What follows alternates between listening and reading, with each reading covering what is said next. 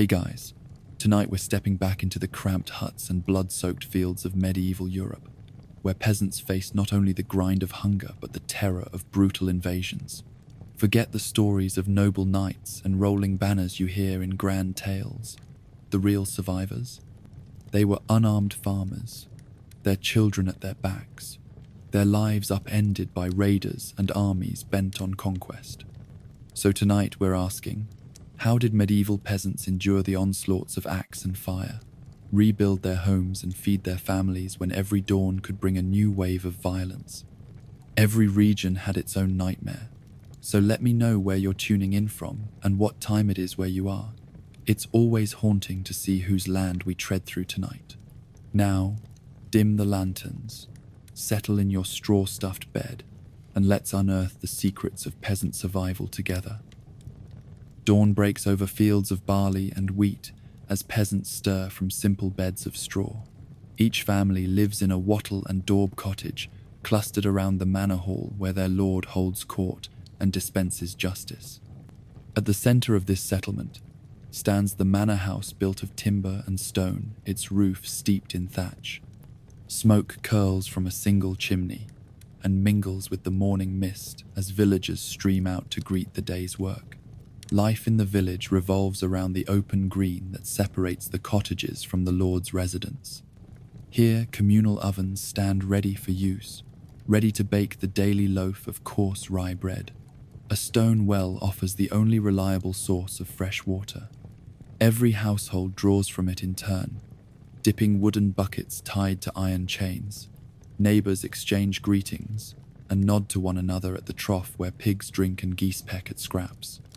This shared space holds the village together in a quiet rhythm of cooperation. Beyond the green lie narrow strips of arable land divided by low earthen banks.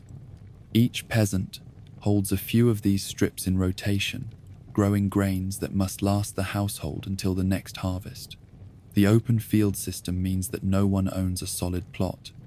Instead, each family tends scattered parcels in common with neighbors. At planting time, all hands join to turn the soil with wooden plows drawn by oxen.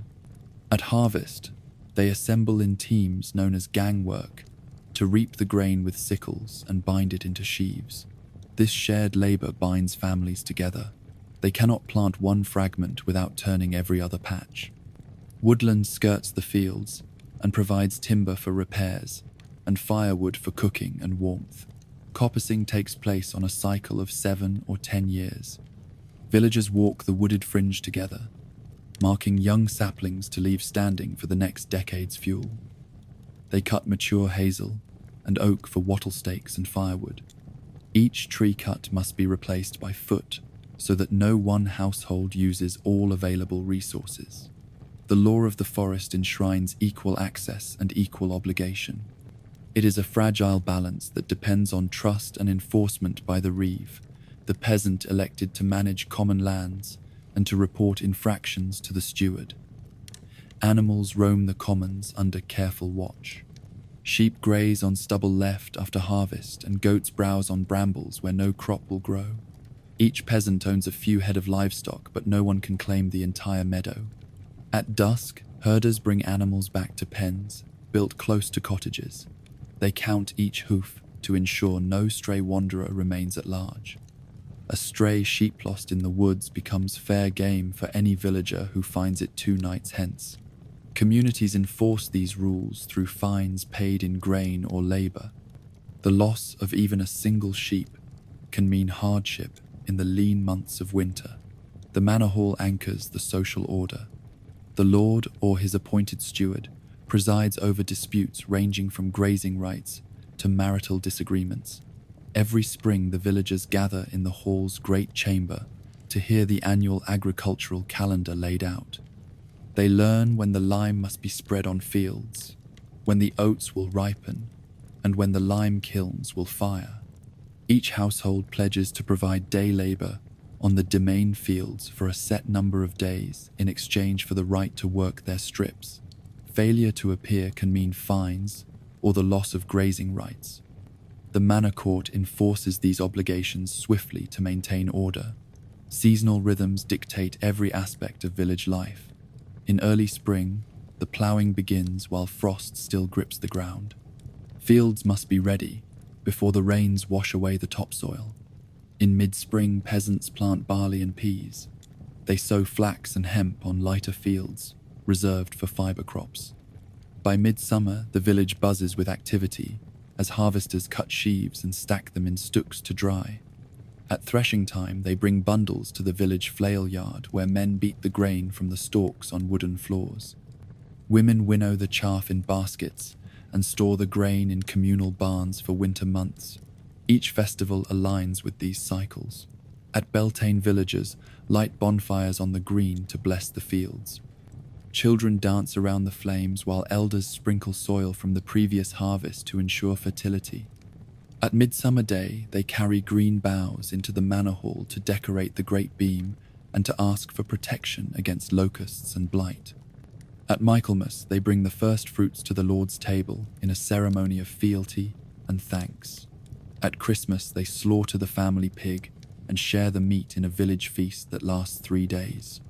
These celebrations reinforce communal bonds and mark the passage of another year. Yet village life remains fragile. A single failure of the harvest can mean famine for entire households. Blight strikes the wheat in a wet season, and rust spreads through the barley fields. Drought parches the ground and flail yards yield only a fraction of the expected yield. Villagers then cling to the manor court for relief. The steward may reduce the days owed on domain work or allow extra grazing to compensate. When the manor's barns run low, the steward may export surplus grain from distant holdings to prevent starvation. Yet these measures can only stretch so far. Invasion brings the deepest rupture. When raiders arrive on horseback, the open fields become corridors of flight and death. Men abandon ploughs and livestock to gather weapons from hidden caches. Women and children cluster in the manor hall's great chamber as the Lord's guards line the walls with bows and lances. Smoke fills the sky as raiders torch thatch and ransack barns. The smell of burning wood and melting pitch blends with the cries of panicked animals and the wails of refugees. The village green becomes a field of desperate flight rather than a meeting place for neighbors. Survival in those moments depends on prearranged refuges. Some villages build a small motte and bailey on high ground where storerooms hold emergency supplies. Others carve out caves beneath the forest for hiding grain and valuables. These refuges lie empty in peacetime but fill quickly when news of invasion arrives. Villagers reckon that no one has ever taken the hilltop stronghold by surprise. Yet the raids of mounted bands sweep across the countryside faster than messengers can travel. Refugees sometimes arrive at the refuge breathless and hungry, already carrying wounds from skirmishes on the road. Even if the manor hall holds, the fields remain vulnerable. Raiders drive off livestock into bogs and woods, beyond safe recovery. They steal seed grain and burn barns, so that winter stores vanish at one stroke. The steward may risk sending men abroad to buy grain at great price. Once the immediate threat passes, villagers return to shredded fields and to tasks measured in sullen gloom rather than hope. They plant late crops where possible and ration seed for the next planting. They nurse wounded animals or clip sheep with bare hands to salvage hair for clothing. Each act is a testament to resilience under the most brutal conditions. In this fragile world, the social bonds of the village prove their greatest strength. Neighbors share the last crust of bread and mothers feed hungry children from the communal pot. They take turns tending wounded men who stagger home from skirmishes. They rebuild fences and wattle bends together so that no single household bears the burden alone. This solidarity becomes the village's true refuge when the manor hall offers little more than sanctuary. By late autumn, the village life resumes its routine of work and ritual. The manor court gathers once more to assess repairs and to adjust obligations for the coming year. The steward calls the tally of plough days owed and announces new regulations for pasture rotation. Families pay fines in days of labor if they fail to meet their spring obligations. New measures appear to improve road maintenance or to rebuild sections of collapsed wall. The court closes with a feast of salt pork and black bread. Again, the villagers toast their families and thank the saints for another year of survival. Village life in medieval times rests on a delicate web of shared resources and collective toil. Each household depends on its neighbors to plant seed and to harvest grain. Each man's labor in the domain fields secures his family's strips. Each seasonal festival renews the bonds of fealty and of common purpose. Yet one bad harvest or one sudden incursion can unravel the fabric of community in an instant. To survive in this world demands both hard work and deep solidarity. In the rhythms of planting and reaping, in the festivals and in the courts, medieval peasants build a life both fragile and tenacious, held together by the unspoken promise that no one in the village will face hunger or invasion alone. In every village, the heartbeat of life pulsed in time with the seasons. From early spring to late autumn, peasants toiled together in fields divided into strips yet bound by shared understandings. At dawn in March, when frost still glistened on furrowed ground, the village reeve sounded the horn. All hands gathered at the common green to receive orders from the bailiff. Men and women took up wooden hoes and went out to clear canals and ditches, ensuring that water would flow into low fields when the thaw came. The open field system lay at the heart of communal life. Each peasant household held several narrow strips scattered across 3 great fields. One field lay fallow each year to restore fertility. The others grew wheat or barley in rotation. This arrangement prevented any one family from controlling the best land. It also meant that harvest time was a shared event. When the sickle finally rang against the stalks in late summer, everyone moved side by side through waving grain, cutting sheaves as fast as they could bind them. The rhythm of sickle and scythe rang out across the fields and carried on the wind into the cottages. Common meadows and pastures supported livestock that no single family could feed alone. After the grain was cut, peasants drove cattle and sheep onto the stubble to graze. They set aside woodland wreaths of canopy and bratchets of undergrowth for pigs to root in autumn. These pannage rites were crucial because they turned acorns and fallen nuts into future meat. Each pig taken into the woods carried a tag of bark tied to its ear that bore the mark of its owner. The herd gathered at the manor gate each evening, led home by swineherds calling softly through whistle and stave. Shared resources extended into the very hearths of every home. Each village maintained a communal oven. Peasants brought dough in woven baskets and waited their turn to bake loaves. These ovens burned with wood collected from common coppices. Coppicing returned every few years to supply fuel and to prevent woodland from growing too dense.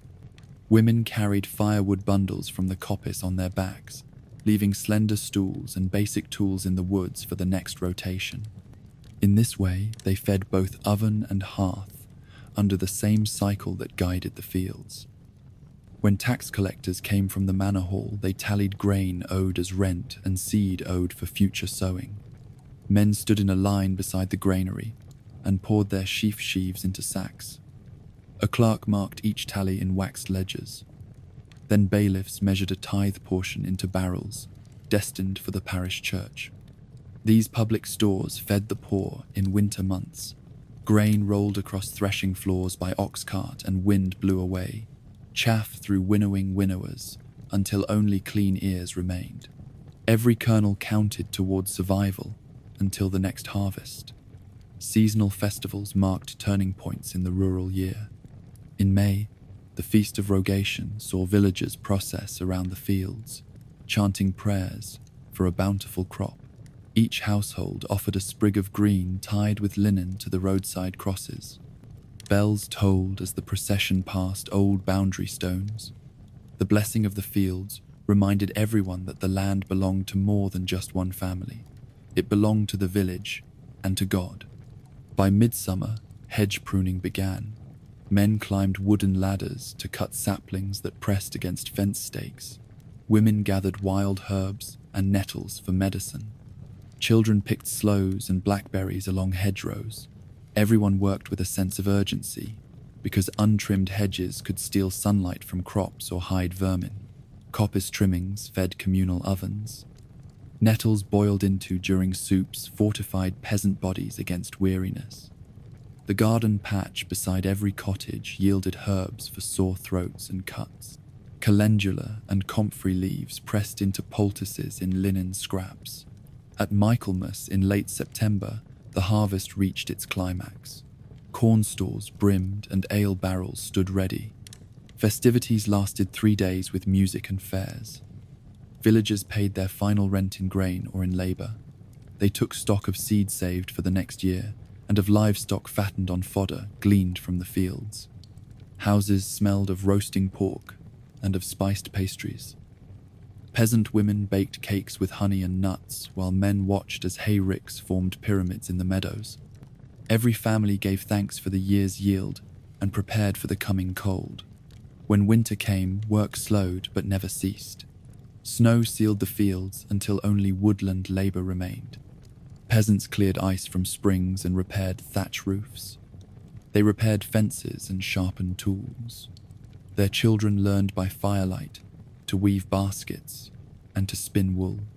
The oak bench in the great hall became a center of repair for harness and for leather boots. Each household contributed hides for patching. The manor's forge kept anvil sparks alive through winter, fashioning nails and horseshoes for spring's return. Despite communal strength, village life stayed fragile. A poor harvest could leave larders empty by Candlemas. Winter storms might carry away bridge planks needed for the supply of grain.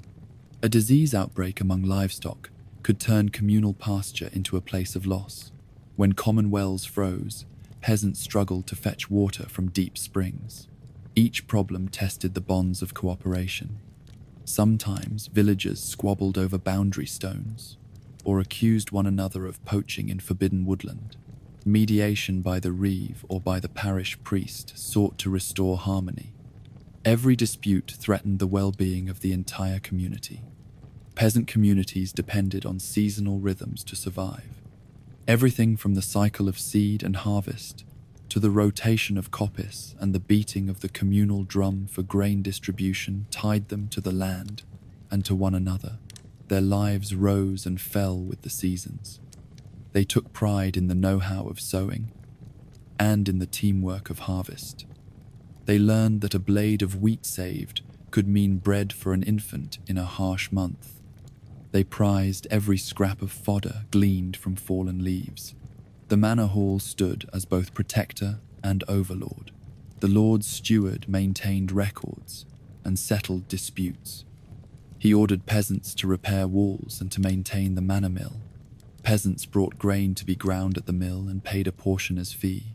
The miller's leather apron and rusty gears ground the grain with heavy stones. The smell of fresh flour filled earthen bowls in cottages across the village. Without that mill, the community would falter. Despite the fragility of village life, peasants found joy in community gatherings. Fairs at Michaelmas and at St. John's Day brought travelling merchants selling cloth and iron tools. Minstrels sang of stories from distant courts. Children chased one another in games of tag beneath the ivy-covered arches of old barns. Weddings brought tables laden with cheese and freshly baked bread. Everyone contributed a dish to the communal feast. These moments of celebration renewed their bonds and reminded them that shared hardship also bred shared delight. Village life depended on cooperation and on respect for the cycles of nature and of man. Each peasant understood that no one could thrive alone. They tilled the land side by side, shared resources, and honored the seasons that sustained them. Their fragile world survived through centuries of change because they held fast to these rhythms and to the support of their neighbors. Even when invaders raged outside their palisades, their communal strength offered them the best chance of endurance and of hope. Before the first horn of war sounded at the manor gate, the countryside already held its breath. In the cool light of dawn, a small group of riders slipped out from the high walls of the castle. Clad in simple leather and mail, they carried no banners but only lutes of news and the weight of what lay ahead. These were the scouts sent to ride the forest tracks and heathland paths, where no peasant dared stray by daylight. Their task was to find any sign of a marching army before it reached the village. The scouts moved in pairs to watch each other's backs. They rode small horses, bred for endurance rather than glory. Their saddles were wrapped in cloth to muffle the creak of leather straps. Each step of those horses meant nothing more than a stain on the ground, until the scouts raised a hand or pointed to a distant ridge. Then the balance of life in the manor lands shifted on a single word. On that day, the scouts crested a gentle rise and paused. Below them lay fields just tilled that would feed the entire village through the winter. Beyond the fields, the line of trees chattered in the wind. Scouts dropped to one knee to listen for hoofbeats. Their eyes narrowed to catch any glint of metal in the pale light. They whispered names of winds to mark direction and time. From the east they heard faint echoes like distant thunder. They nudged their mounts forward until they could see through the low branches. In the half-light, they made out a column of banners moving along a sunken road. The color of the flags was too dark to distinguish, but the rumble of dozens of wagons and the march of thousands of feet crackled through the trees. Scouts signaled with raised shields and turned their horses homeward. Each gallop carried the burden of warning for every soul in the manor hall's courtyard. Arriving back at the manor stables, they dismounted before the yard gates clanged low on their hinges. They sought out the reeve and the bailiff who oversaw the peasant community. The scouts delivered their report in a single breathless sentence. Then they collapsed against the stable wall as the reeve climbed a low dais to sound a small handbell so that all in the courtyard could hear. The rattle of that bell carried faster than any rider. It echoed off the manor's wooden beams and set hens squawking in the yard. Servants paused on their way to the bakehouse. Craftsmen laid down hammers and chisels. Mothers ceased churning butter by the churn and listened for what might be next. Few needed further instruction. The sight of the bailiff raising his arms to point east sent villagers scurrying to gather tools and store bundles of grain in cellars. Beyond the manor, the bell's sound reached the church tower, where the parson readied the great bronze bell. Its tongue rested against the inside of the rim like a watchful eye. The parson stepped forward with rope coiled in his hand and pulled hard. The great bell rang out across the fields and lanes. Its deep tone carried across villages to the farthest croft where a peasant woman paused in her morning work. On the third toll, she passed the message to her neighbour. The neighbour ran toward the lane where the parish cart stood loaded with flour and salt. He turned the cart around and called his sons to help steer the horses home. In the manor courtyard at the fourth toll, the bailiff called for the village muster. Every man of fighting age set aside his scythe or his hammer and took up spear and shield. Boys too young for spears fetched javelins from the armory, while older men strapped on shields carved from oak boards. At the edge of the village, patrols formed. Armed peasant levies fanned out along the nearest road in single file. Each man marked a span of rope held between his belt and his neighbours to maintain even spacing. They carried torches and salted meat from the great storehouse to stave off hunger on watch. For that watch they would walk until midnight, and then stand or sit on every rise until dawn. Their faces glowed in torchlight as they watched for stray riders, or the glint of steel on the horizon. Fleeing travellers brought news from lanes beyond the forest. A merchant on foot, his cart overturned by mud, stumbled into the eastern watch post. He told of a cloud of dust and the clang of iron wheels on stone roads. He spoke of men in steel pouring from the woods like a swarm of hornets. A woman with a baby strapped to her back followed him hours later. She told a darker tale of villages burned and barns torched. Her voice cracked as she described the smoke rising like a signal of doom above the trees. That night, torches lined the main road as far as the eye could see. Peasants took turns pacing the route, leaning on their spears to peer into the darkness. They promised prayers to saints for safety. They tied ribbons of dyed wool to their belts as charms against evil. Children pressed their faces to windows to catch a glimpse of the torch flame. and to imagine distant armies casting long shadows among the wood. In every hearth fires burned low, so that the glow outside might mask any movement within. When dawn came again, the village stood ready. Fields lay unplanted where seed was gathered for safe storage. Livestock was driven to higher ground near the manor's dovecote. Wagons were harnessed and stood by loaded with bread and salted pork in case flight became necessary. The parson blessed the defenders at the church steps. The bailiff drew a line in the dirt and told each man to stand behind it without moving until the muster horn sounded. In the manor hall, the Lord received the scouts and the parson's report. He studied maps drawn on parchment by his steward. He consulted old charters that granted him the right to call men to arms. When the sun stood at its peak, he ordered trumpets to sound the warning beyond the village gates. The call reached every farmstead and hamlet in the valley. Farmers dropped hoes and scythes mid-swing and ran for home. Merchants locked carts in stalls and lit beacon fires on hills. By noon, the valley ringed with light became a sea of torch flame guiding men to defend the fields they had tilled. All the warning signs of war bore the same message. Invasive armies would not arrive under the cover of night like thieves stealing bread. They marched for days behind supply wagons that rattled like bone against bone. Their horns and drums sounded hours before their flags appeared. Their dust clouded the horizon like an omen. Scouts, bells, and fleeing travelers shone a light on their paths so that any village paying heed could brace for their coming. In that moment of warning, the power of information became as potent as any spear or sword. A single rider's gallop across the fields could turn a peasant farmer from victim to defender. A single toll of the church bell could transform a sleeping village into a fortress of clay and oak. The warning signs of war stood as proof that survival in the Middle Ages depended on speed of word and strength of community. Those who heeded the signals and moved as one found in the warning a chance to stand or to flee. Those who did not found that the thunder of marching feet drowned even the loudest bells. You hear the distant clamour of church bells tolling from the village steeple and the sharp hoofbeats of a rider galloping down the lane. Word travels faster than plague when war approaches. By the time the bells ring a second time, villagers have already thrown down their tools and gathered at the manor green. Men and women clutch scarves and bundles as they look to their lord for guidance. In those tense moments, community organization can mean the difference between survival and ruin. Your first task is to join the muster.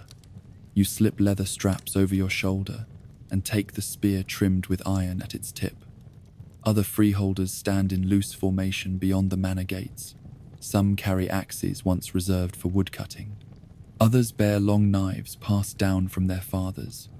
Children clutch wooden staffs or sharpened poles. The muster is not a professional host, but a band of peasants bound by kinship and by oath to protect hearth and home. Each man and woman knows that stepping forward to stand beneath the banner marks them for danger as surely as any soldier. The bell rings again and a messenger arrives from the next village over. He pants his warning that enemy scouts passed through the night. You share his news with the older men who served as village reeves. They confer quietly, tallying able bodies and rationing provisions. The reeves dispatch others to warn nearby hamlets along narrow footpaths. Young lads sprint barefoot to sound the alarm at every parish church within 2 leagues. Though the church bells ring, the message echoes only if villagers heed the call. You rush to spread the word to the households you know by name. Each knock on a door is a chance to save a life or to inspire hope. In the manor, courtyard carts stand loaded with grain sacks and pails of salted fish. The reeves order the redistribution of the common store. Families with young children or infirm parents receive extra grain to last longer if refuge is taken within fortified walls. Others reinforce their thatch roofs with wooden planks torn from empty barns. You help pitch a temporary bake oven under the archway of the granary so that bread can be baked quickly for the muster. The scent of dough rising beside the smoke of iron cauldrons carries a promise that hunger will not break the resolve of those who stand to defend their homes. While the freeholders form the defensive band, the manor's women take up other tasks. They grind flour with stone querns set beside the bake oven. They boil water in tubs beneath open flames to sterilize bandages torn from spare linen. Mothers teach their daughters to stitch wounds and to soothe fevers with poultices of herbs gathered from the hedgerows. Older women move through the ovyard gathering jugs of ale and warmed wine for the muster. Each cup lifted in shared swig renews courage and reminds every heart that solidarity can steel the soul against fear. Children run about carrying messages to the smithy where the blacksmith and his apprentice polish tools and sharpen blades. They fit leather handles to war axes and reinforce wooden shafts with iron bands. The ring of hammer on anvil echoes across the green. Sparks fly as each tool becomes an instrument of defense. You take pride in how quickly the villagers adapt farm implements into weapons. A pitchfork becomes a trident of protection. A scythe transforms into a glaive of surprise. Ingenuity breeds confidence when professional soldiers loom on the horizon. In the corner of the courtyard, a simple stockade stands half-built. Logs laid end-to-end form a rough barrier against mounted raiders. Each freeholder takes a turn driving oak posts into the soil, while others pack earth at the base to deter sappers. You help lift plank after plank into place. The work is muddy and backbreaking, yet each nail driven and each post set carries the promise of a temporary refuge. When the stockade nears completion, your heart pounds at the thought of the sanctuary it will provide when the shadow of invasion descends. Meanwhile, the Reeves open the manor chapel and arrange benches in the nave to hold families seeking shelter. They spread straw and furs across the cold stone floor for bedding. Torches are lit in iron sconces to chase away the gloom of late afternoon. The Reeves secure the massive oak doors with iron bars and station armed peasants at each side. The chapel walls, stained with scenes of saints and martyrs, offer spiritual as well as physical shelter. In every whispered prayer and in every shared song of psalms, you feel the power of faith to calm hearts thrashing with dread. As evening deepens, the muster falls into place. Freeholders stand guard at 4 points around the stockade, axes sharpened and torches lit glint red in the flickering light. Inside the chapel, women tend to the sick and to the old. Children press against their mothers' skirts as candles gutter against the cold stone. You patrol the palisade, wearing your spear like a silent sentinel. Every distant sound makes you tense. The rustle of leaves, the hoot of an owl, the whisper of wind through the treetops. All hands stand ready, all eyes search the gloom. When the first torchlight appears miles off, you feel the dread return. A column of horsemen emerges down the road like phantoms. Turrets of mail shimmer in the torchlight. Tattered banners flutter above their lances. You grip your spear tighter, and your heart hammers in your chest. The freeholders grip axes and short swords. A hush falls over the chapel, as the families within sense the oncoming storm. You raise your hand in signal, and watch the men grasp leather straps tighter on shields. Every season's rhythm has led to this moment when the harvest moon lights the path of war. In that tense hour, the community's fragile order holds by the slender threads woven through shared labor, shared prayer, and shared vigilance. The bell's warning toll and the rider's cry have summoned every soul to defend hearth and hall. Tools become weapons, women become healers, children become messengers, the old become watchful guardians. Together they stand at the brink of invasion, bound by a purpose forged in the rhythms of village life and tested by the horns of war. As the enemy column draws closer, you remember how fragile such organization truly is. A single quern wheel broken can delay bread for dozens. A torn tarp can expose children to cold. A fallen post can invite a rider into the enclosure. Yet you also know that unity and shared purpose can outlast the might of professional soldiers. A peasant community that stands together with resolve and resourcefulness can shelter under manor walls and preserve its people even against brutal invasions. You tighten the bindings on your spear and step to the palisade's edge. You place a torch on a crossbeam and watch the light flicker over the gathering shadows. Sky and earth merge in the murk. Horses bray in the distance. The clash of steel awaits at dawn. But in this night you stand with your village at your back. Shared resources and seasonal rhythms have carried you to this point of courage. The fragility of village life has become its strength. When the first blade strikes at first dawn, you will stand ready to defend all that you hold dear. You wake at first light to the soft glow of dawn filtering through the cracks in your wattle and daub walls. Your home stands at the edge of the village green, where smoke from cooking fires curls into the chilly air.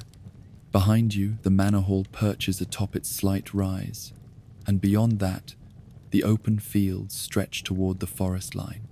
This simple farmhouse, built of woven sticks plastered with clay and straw, feels fragile against the threat of raiders bearing steel and fire.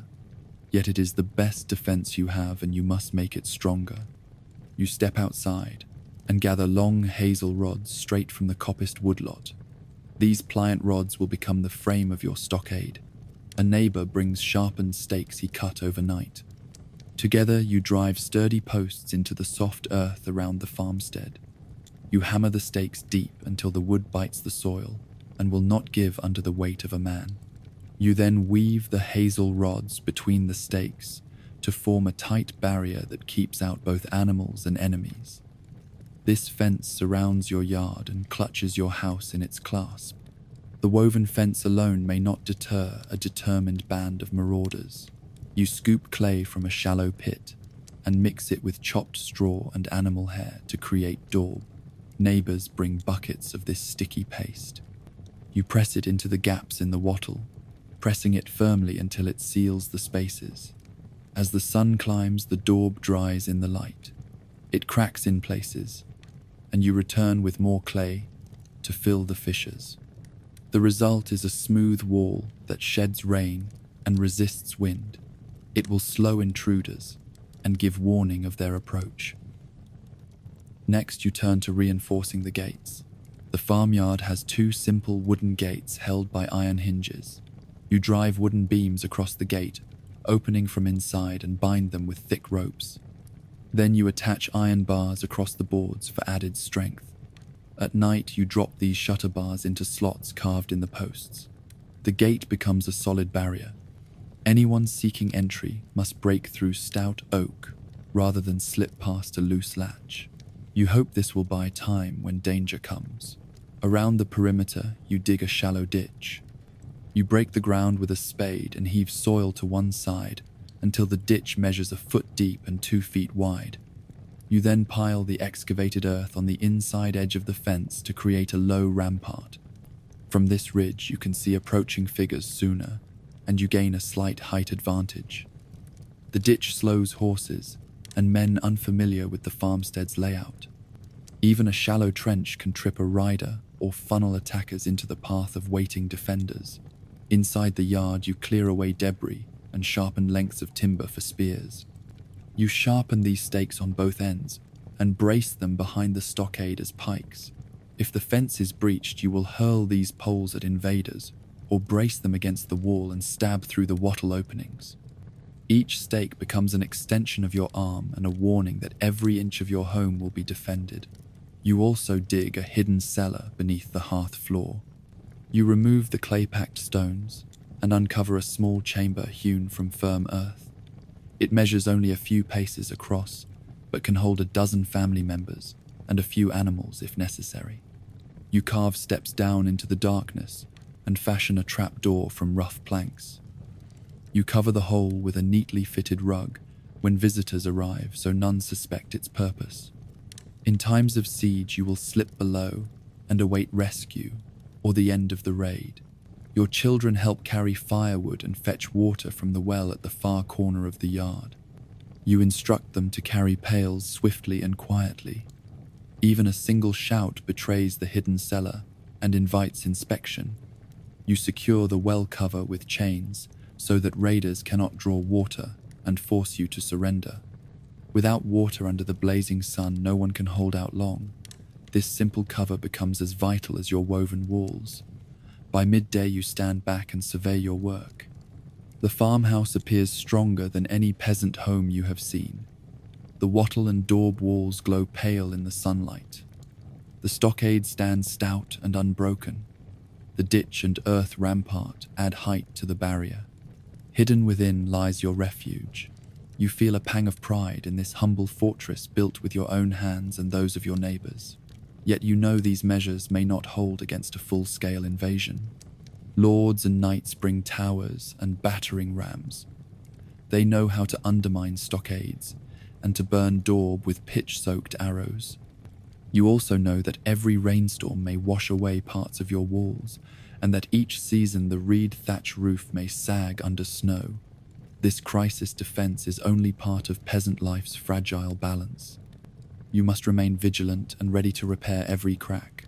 As dusk falls, you gather your family and neighbors beneath the warm glow of oil lamps. You share a simple meal of porridge and salted fish. You discuss the reports of raiders seen at the forest edge. Some say they rode east along the ridge.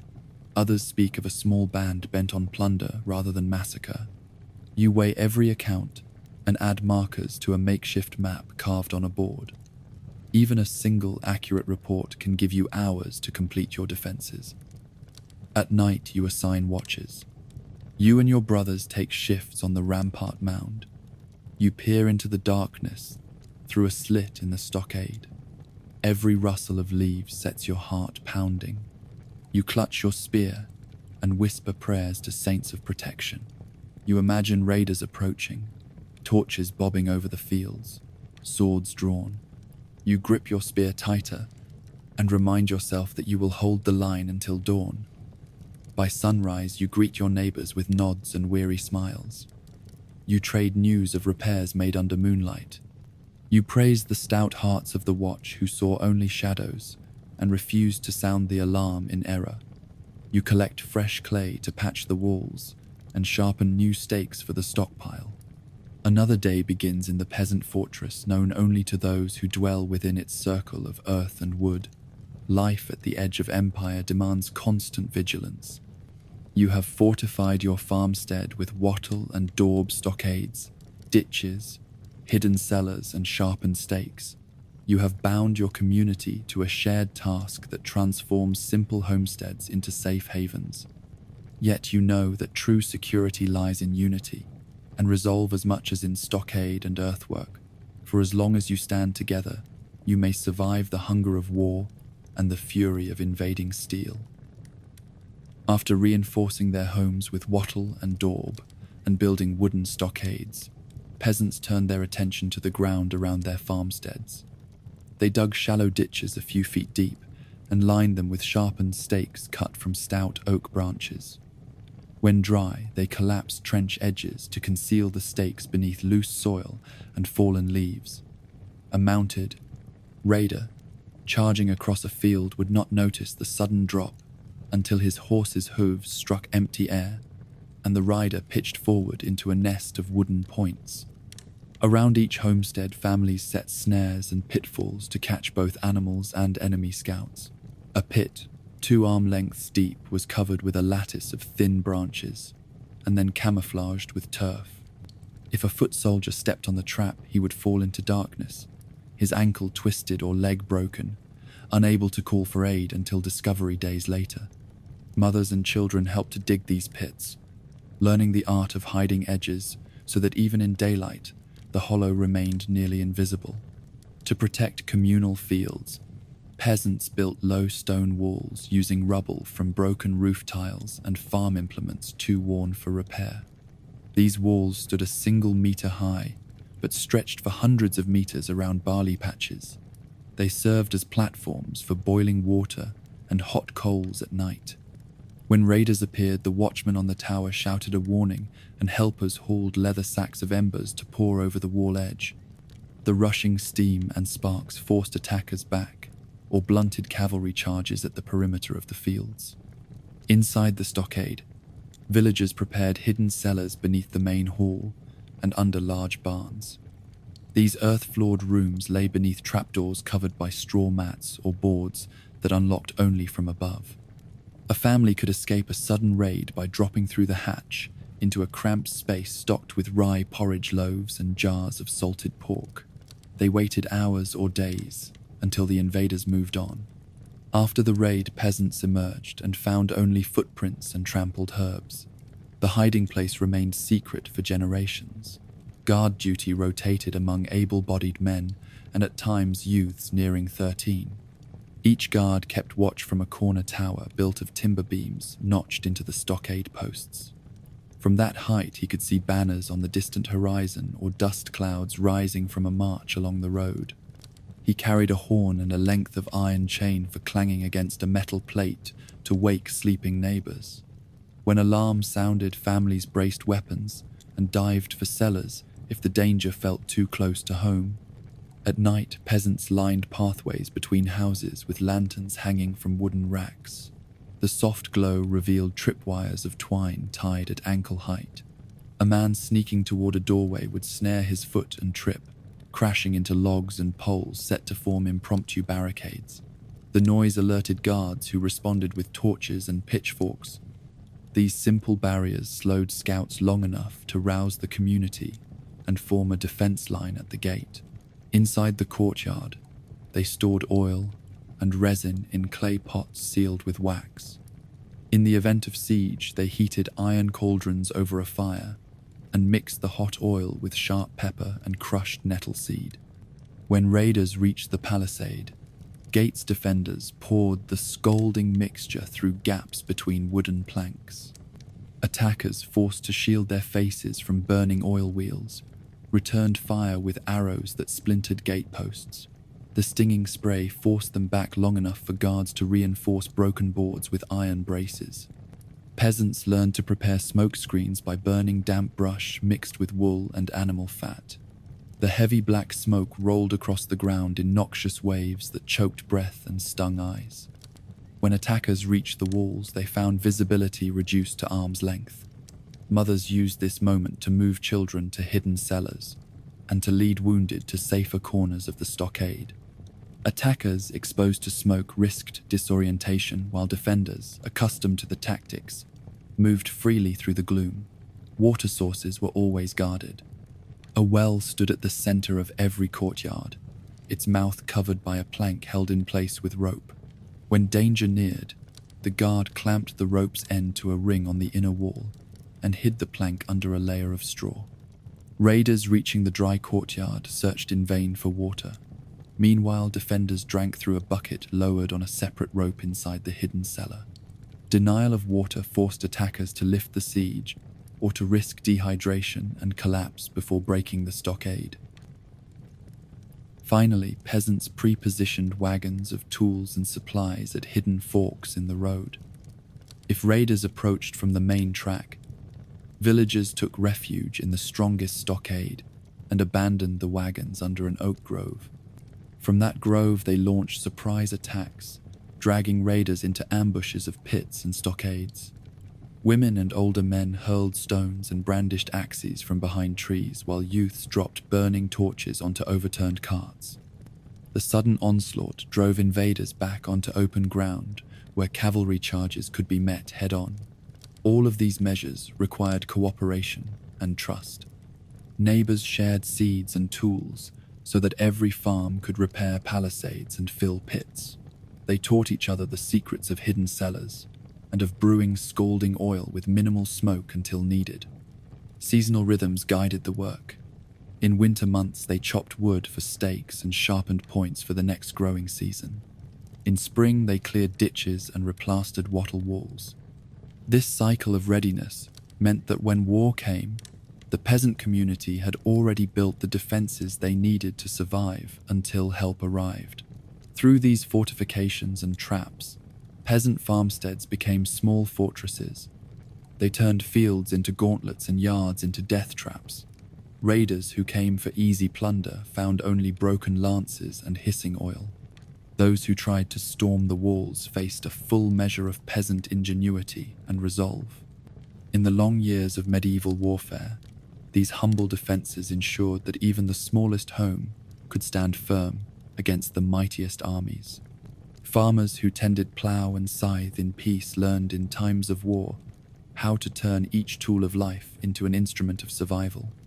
When news of war spread across the fields and forests, medieval peasants knew their most precious assets were vulnerable. Livestock meant meat and milk. Grain meant bread and porridge through the long winter months. From the moment a scout rode into the village with word of an approaching army, every man and woman turned their thoughts to safeguarding these essentials. Their methods were born of generations of hardship and adapted to the limited tools at hand. Before the first torch was ever lit at the manor hall, peasants drove their cows and sheep out of open pastures and into small pens built against the village perimeter. These pens were constructed of stout oak posts set into the earth and woven with hazel rods. The interlaced rods formed a barrier too tall for sheep to jump and too dense for bands of looters to pull apart easily. Cattle stood in rows behind these walls, while guardians armed with pitchforks paced beside them, ready to drive off any nighttime raiders looking for easy prey. Horses and donkeys fared similarly. Villagers herded them into low outbuildings made from rough timber and clay. The roofs of these shelters were thatch overlaying wooden planks. The thatch served two purposes. It shed rain away from the doorway, and it muffled the thud of hooves so that animals startled by sudden movement would not break free.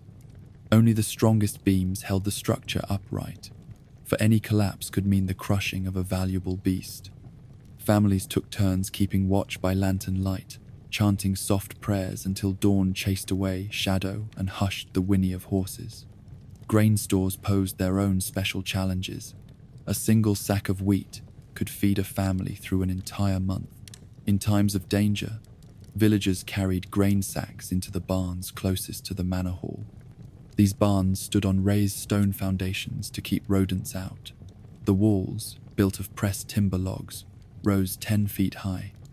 Inside, the grain was piled on wooden platforms at least 2 feet from the floor so that any damp seeped away below. Small holes in the stone allowed fresh air to circulate while keeping rainwater out. When the looms of war rattled in the distance, families sealed these vents with thick slabs of hide and clay plaster to starve out mice and rats that lurked in corners. To deter direct theft, peasants built small grain caches in hidden cellars beneath the barns. These cellars were dug deep enough to stay cool year-round, yet small enough to be concealed by loose floorboards. A trap door, disguised by sawdust and scattered straw, led down to the cache. Only the head of the household knew the exact spot. If outsiders forced their way into the barn above, they would find only a few empty sacks. The real stores lay safe below, guarded by darkness and forgotten corners. Smoke was another key to preservation. Early autumn hunts produced piles of branches from coppice trees. Villagers dragged these branches to large open pits sunk in the earth. They built fires in these pits and stacked slabs of salted pork from the summer, butchering on wooden racks above the smoke. The rising heat and thick blue smoke cured the meat through a process of chemical reaction that drove out moisture and sealed the flesh with a protective film of smoky flavor.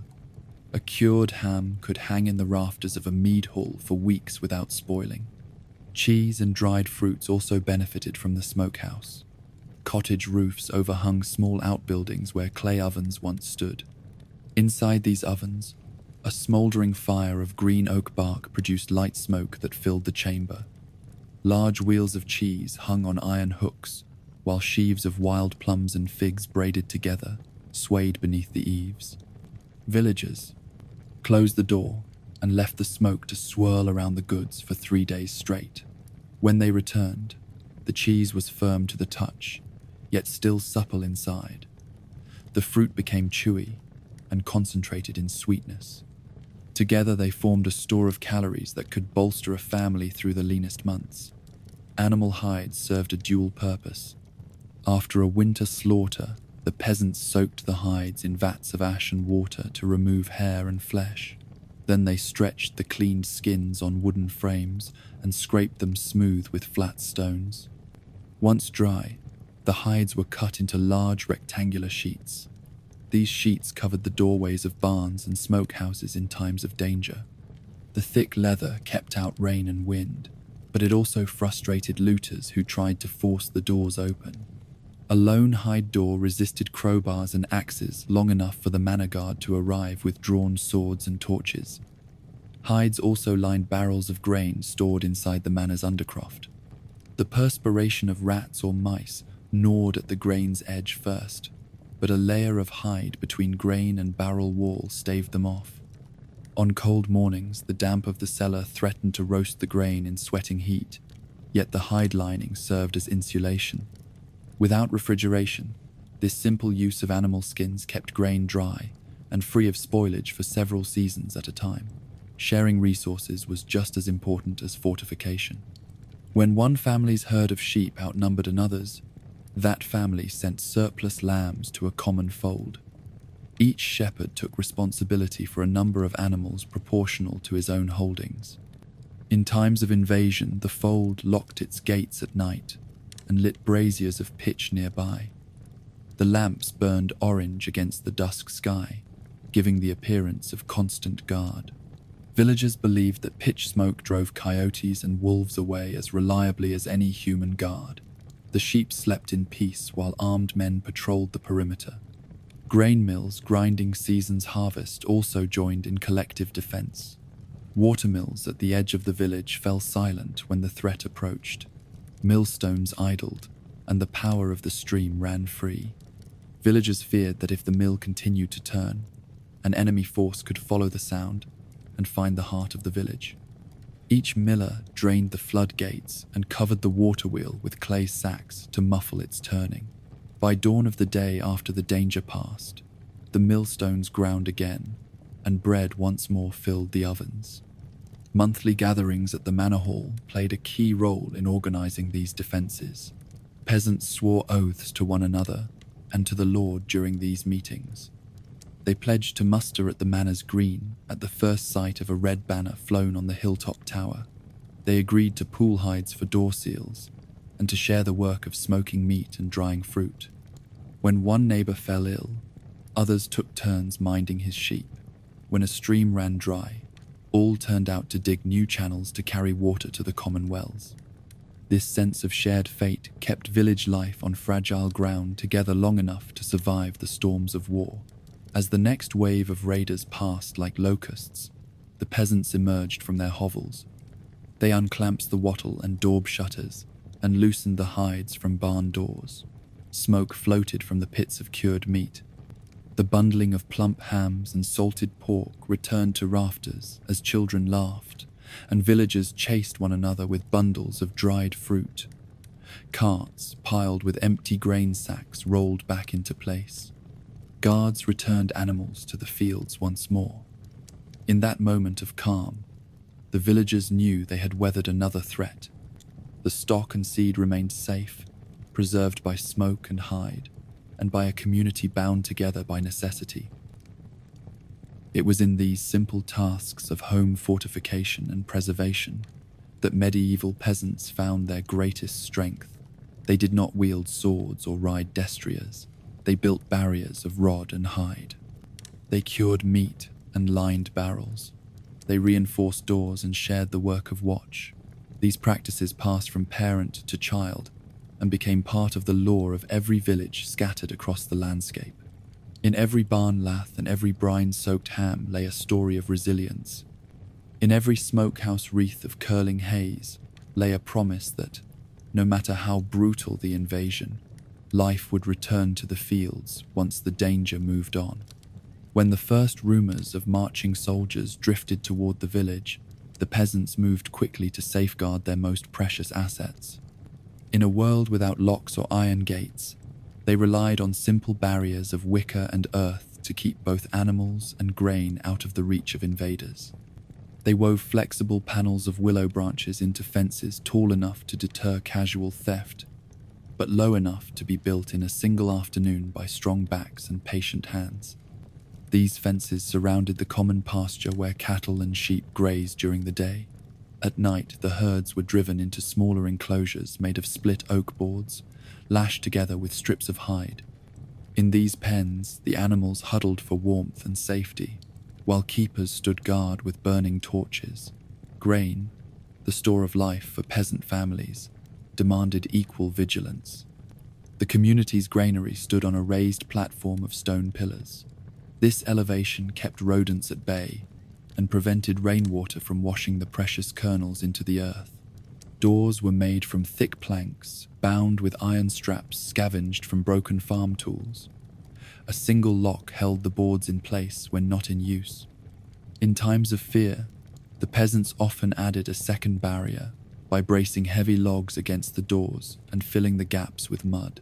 They feared neither wind nor rain more than the loss of a season's harvest to looters.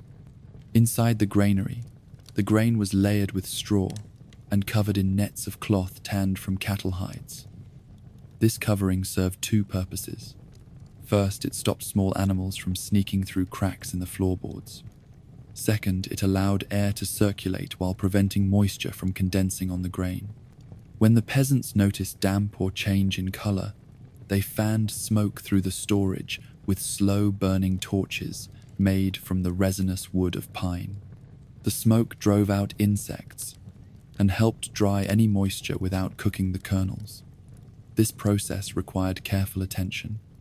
Too much smoke would taint the grain with bitterness. Too little would leave eggs of beetles undisturbed until they hatched into destructive larvae. Livestock required similar treatment. In addition to night enclosures, families built hidden shelters in the woods. These small lean-tos were thatched with heather and concealed behind thickets of blackberry and hawthorn. When danger neared, villagers drove sheep and goats into these secret barns under cover of darkness. Each animal was marked with a notch in its ear or with a colored strip of wool tied to its leg. This simple branding made it possible to sort flocks when the invaders withdrew. Children learned secret paths through the underbrush so that they could guide the herds quietly, without alerting watchful eyes. Horses and oxen could not easily fit inside hidden barns.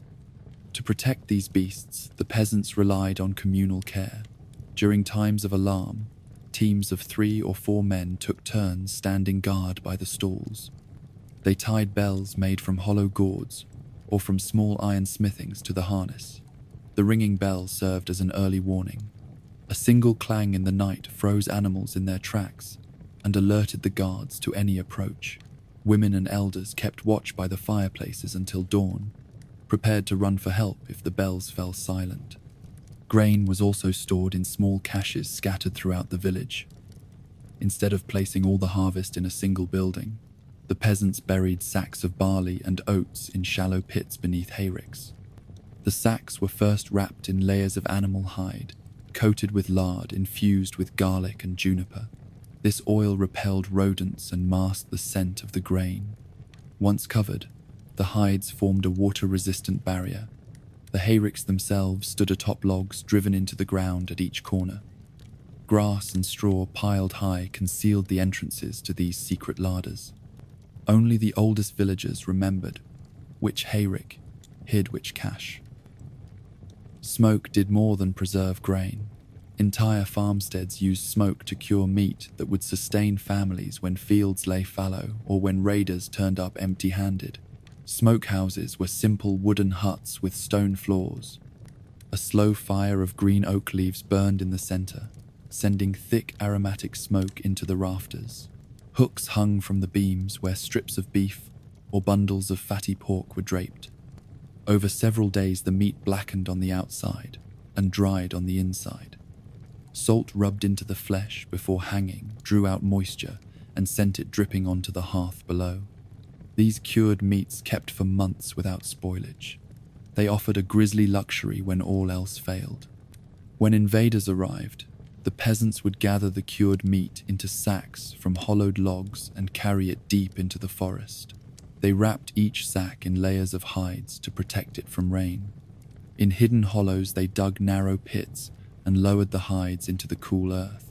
Then they built rock cairns above the hiding place to mark the spot in a code only they understood. After the invaders left, The families returned to recover their food and live off the stores until their fields could be sown anew. Children took part in these tasks from a young age. They learned to sort grain from chaff by letting it fall through slatted wooden racks. They learned to tie bundles of heather into torches that burned long and smoky. They learned to guide sheep by imitating the quiet bark of a shepherd dog. In this way, every member of the village contributed to the defense of home and hearth. The knowledge passed from parent to child like precious gold. It formed the fabric of community resilience. In the rare event that raiders breached the perimeter, the peasants still had one final refuge. A hidden cellar lay beneath the main hall of the manor. The lord had once used this underground chamber as a wine cellar. Now the peasants packed it with grain and bottles of vinegar before the first enemy scouts appeared. The entrance was a heavy trapdoor concealed beneath a floorboard that chimed like any other plank underfoot. A few trusted men remained behind to guard the cellar. When the invaders entered the village, they found half-empty barns and led them on a chase through winding lanes. All the while, the hidden chamber remained sealed. Often, the raiders found the great barn too well defended to burn. They assumed the granary had been moved to the church.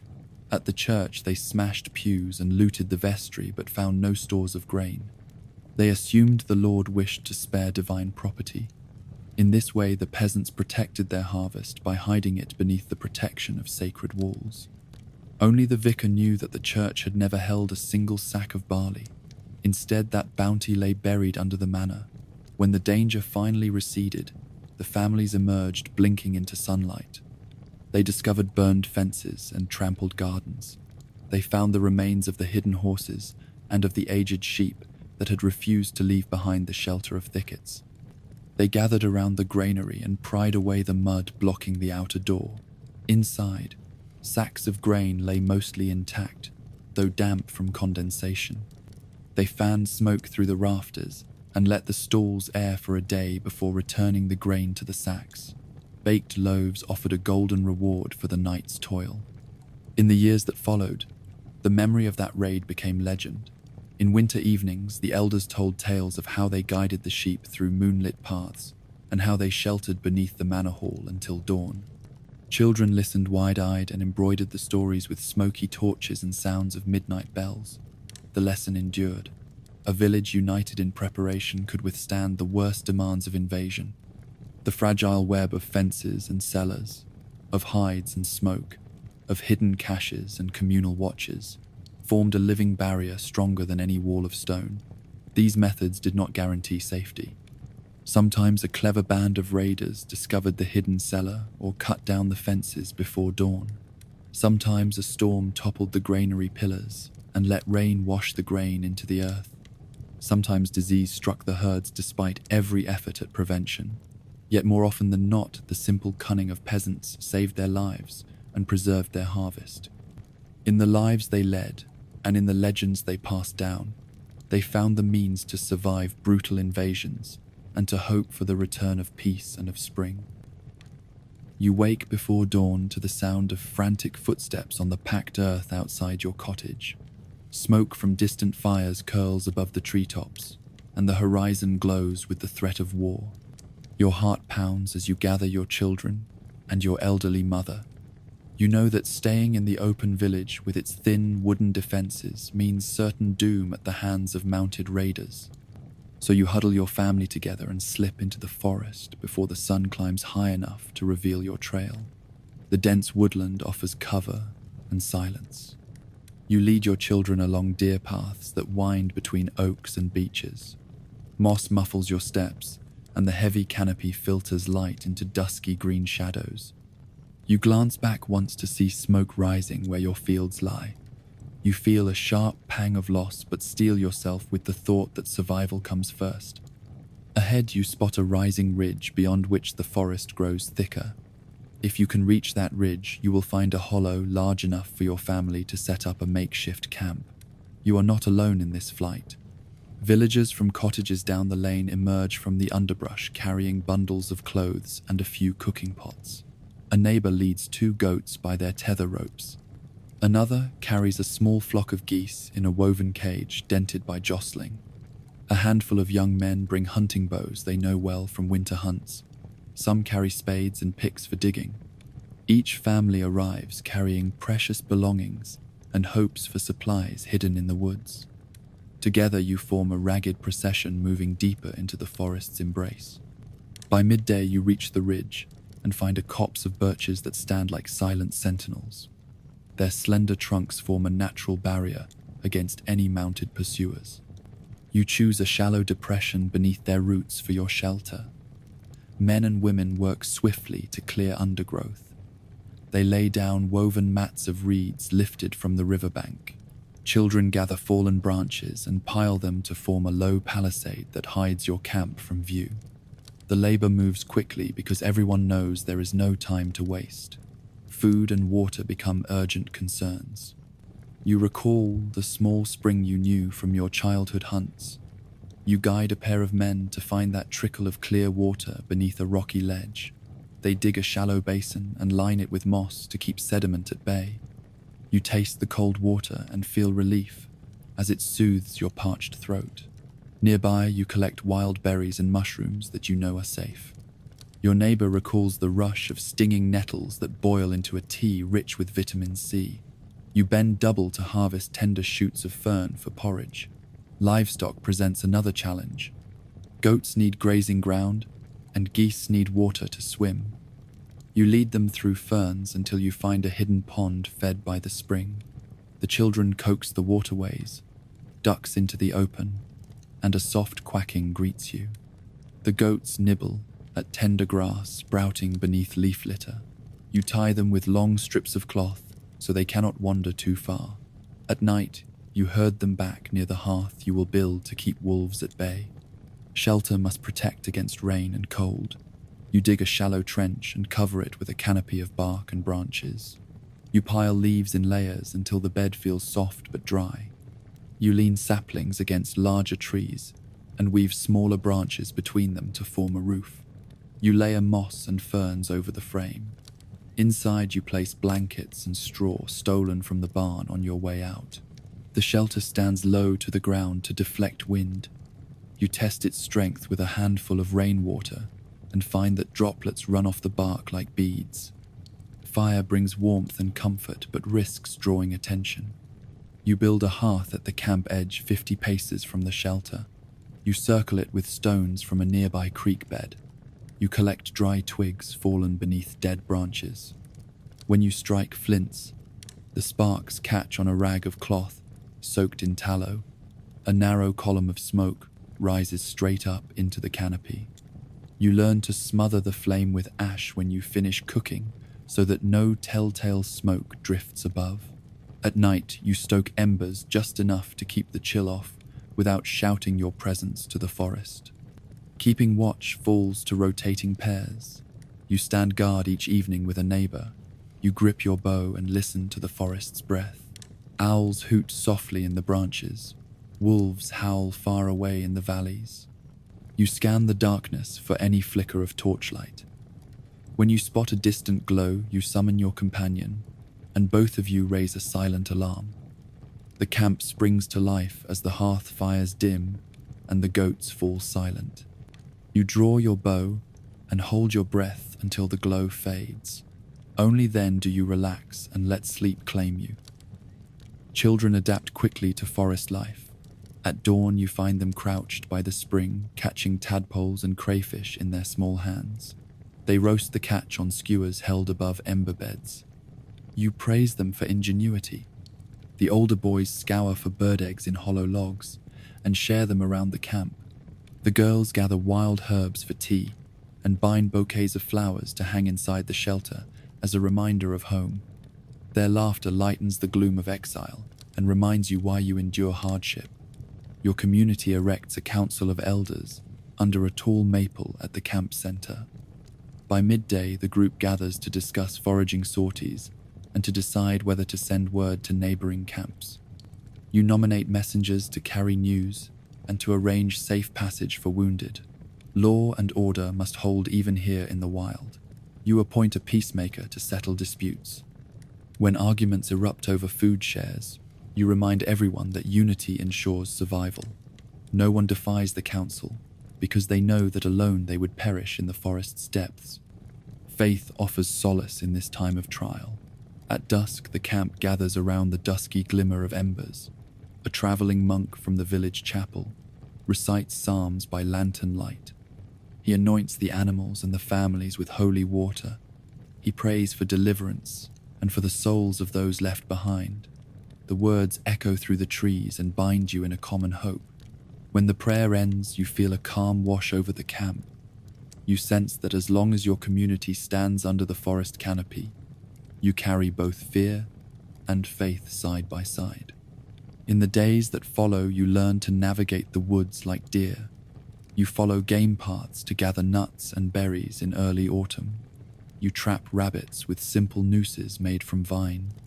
You collect fallen timber for firewood and repair the shelter's walls with wattle and daub scraps scavenged from abandoned cottages.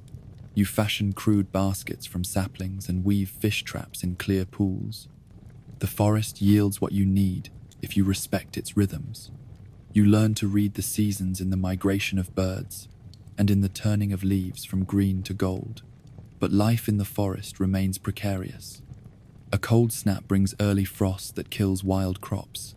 A heavy storm floods your camp and forces you to move uphill. Wolves circle too close one night, and you must chase them off with torches and shouts. A scout returns with word that the enemy raiders have passed beyond your village but remain eastward. You weigh the risk of returning home against staying hidden through the winter. Every decision feels like rolling a die with your family's fate at stake. You teach your children to build snares and to track deer. You remind them that they carry both your legacy and their own survival in their hands. Each twig broken underfoot carries them closer to either food or danger. Each fish caught in a pool lifts their face in triumph that masks hunger's ache. You watch them grow strong in body and in spirit, learning the forest's language of scent and sound. You realize that these months of exile, though brutal, shape a resilience deeper than any castle's walls could grant. When word finally comes that the invading forces have moved on, you stand at the forest edge and look back at the camp you built. The shelter's roof held through wind and rain. The animals thrived enough to bear milk or eggs. Your neighbors kept each other alive when everything else failed. You know that no manor tower, nor no shield wall stands so firm as a community bound by necessity and by shared struggle. In memories and in songs, your flight to the forest will live on as the ultimate proof that even those with the fewest means can outlast the mightiest armies. When children in villages years later hear the tale, they will feel both awe and comfort. For in stories of survival amid the trees, they will learn that home is not walls of stone, but the bonds that hold a people together when all else is lost. When families first scrambled into the forest, they found themselves strangers in a green world that offered both shelter and danger. In this new realm, they had to learn to live together in ways that differed greatly from the rhythms of village life. Under the dense canopy, they set the foundations of a woodland community bound by necessity and by hope for survival. Most forest camps formed near streams where water flowed year-round. The sound of running water brought a measure of comfort and served many needs. Children learned to bathe in shallow pools and to fill wooden buckets for cooking. Adults used smooth stones to grind grain into coarse meal by the water's edge. The stream beds also guided them to fish spawning shoals of trout and to find crayfish hidden beneath rocks. Along the banks, they discovered edible roots whose starchy flesh could be boiled into a paste when grain ran low. Shelters took advantage of natural features. Families wedged saplings between standing trees to form rough walls, and then layered them with branches and leaves to shed rain. Some found deep hollows at the bases of ancient oaks and hollowed out space to lie beneath the roots. Others dug shallow pits beneath fallen logs and then covered them with branches to create tents that resisted wind and rain. Straw stalks from grain they had scavenged served as bedding. They tucked the material into corners to cushion their bodies and to insulate them from the cold forest floor. Food scarcity forced strict rules in the camp. Each family received a daily ration of grain meal boiled into a thin porridge. They added wild herbs for flavor and bits of dried meat salvaged from stored carcasses. Roots and berries supplemented this diet. Hunters took turns, setting snares for rabbits and squirrels. They split the catch evenly so every child ate meat at least once a week. The poorest households sometimes managed only small birds plucked from hedgerows or mice driven from granaries. Yet the rule of equal share kept despair at bay and reminded everyone they lived by collective will. Fire stood at the heart of communal life.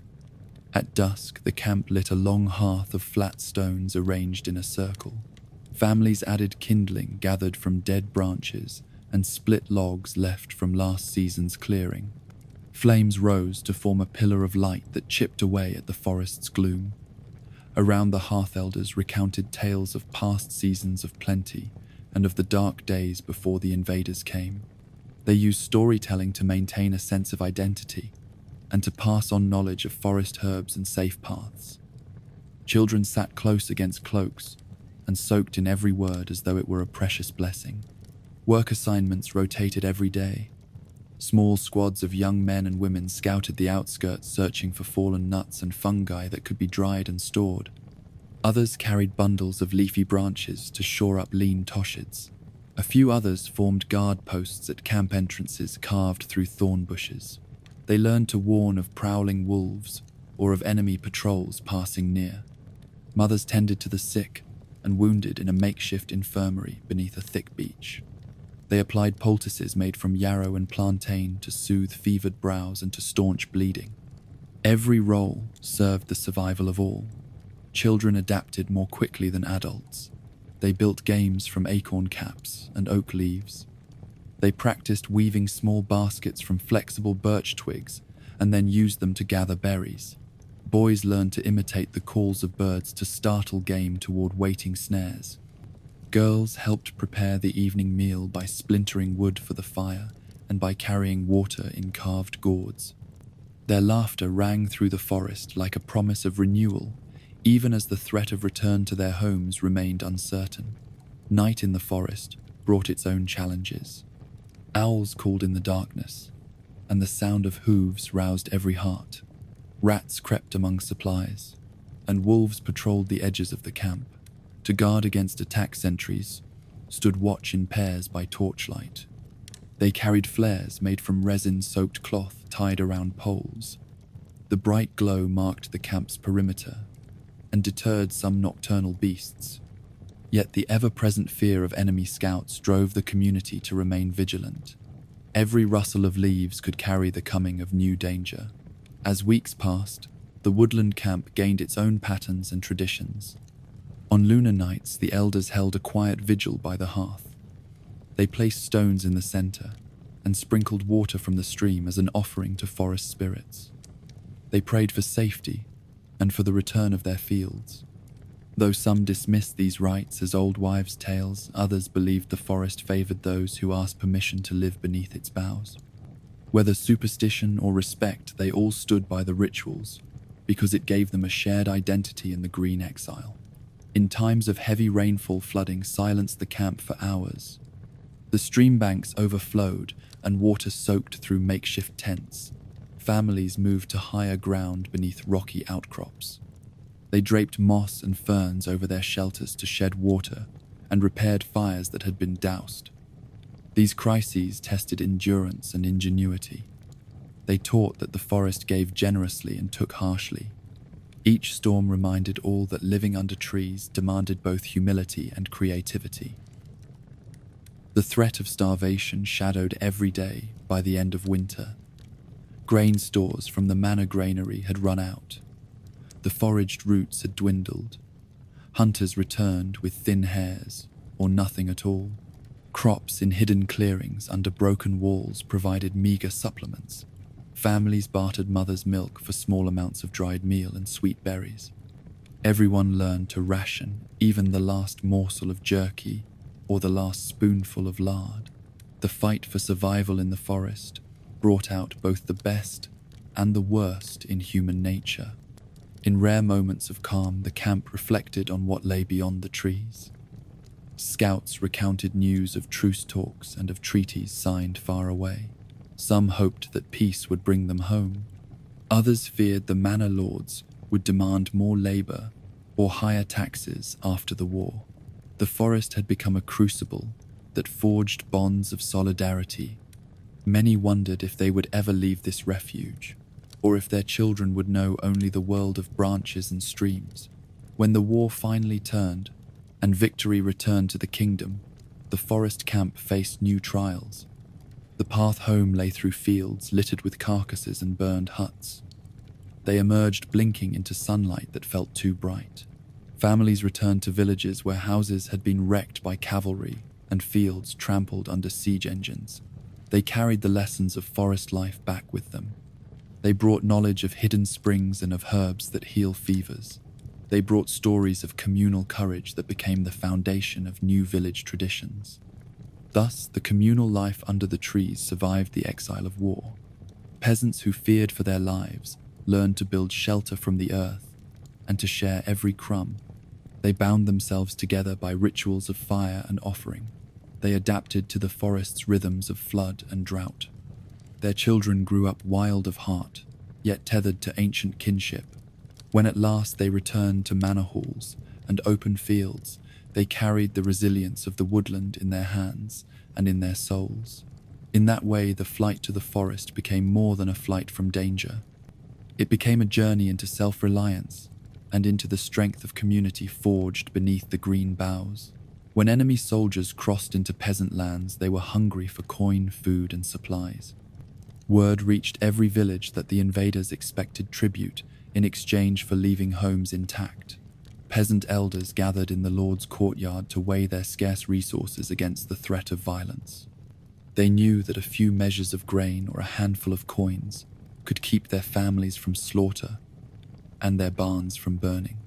In this world of brutality, they learned that negotiation and bribery could buy temporary safety better than any wall or ditch. Peasants organized small committees to meet the captains of invading forces.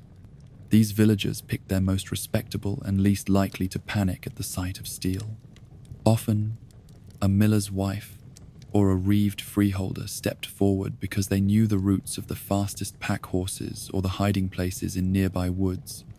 They carried tokens of goodwill, such as salted pork, smoked over oak fires, or small purses of silver coins, clipped by the local reeve. They approached the enemy lines with hearts pounding, but with steady voices recounting the village's meager offerings.